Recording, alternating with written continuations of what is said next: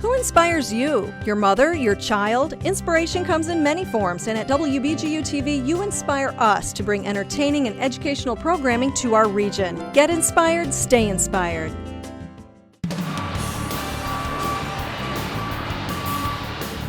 My name is Thomas Berry. I'm the archivist for the Historical Construction Equipment Association in Bowling Green, Ohio, and we are inside the National Construction Equipment Museum.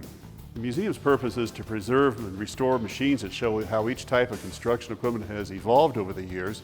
Altogether, we have over 90 machines in our museum collection, ranging from small horse-drawn pieces up to the large cranes we have outside the building in our storage area.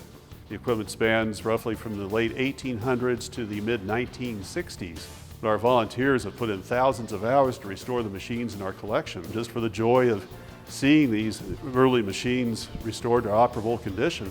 We preserve this because this is what built our infrastructure. Our roads, our highways, dams, bridges played a key role in our national defense, and it has also mined all of our raw materials that we use today. One of the machines that's been basic to development of our infrastructure is the road grader.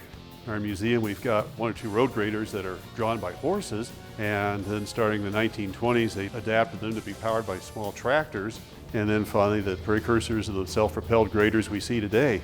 This is our 1917 Russell elevating grader. It's a type of machine that was first developed in 1854. It's pulled behind a tractor. This disc is lowered to the ground to engage the dirt, which forces the dirt onto the conveyor belt underneath it. The conveyor is powered by a chain for the rear axle, and the conveyor is set out at an even slope to load a truck moving alongside.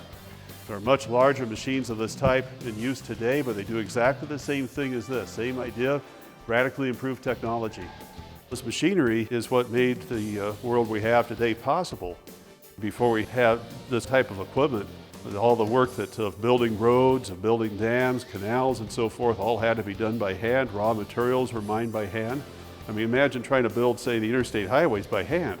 It couldn't be done.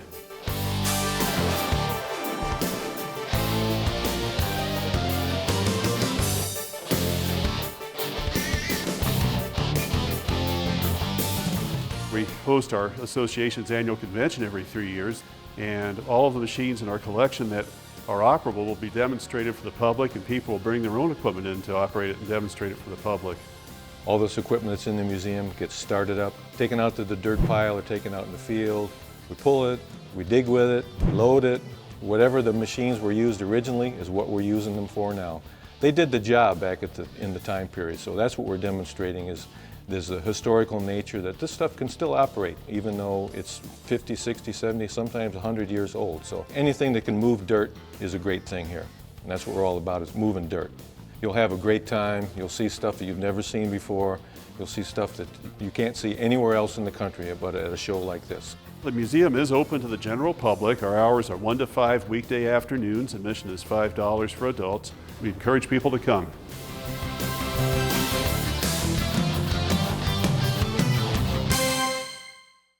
Scenic Stops is brought to you by WBGU-TV. Support great local programming by giving now at wbgu.org/pledge.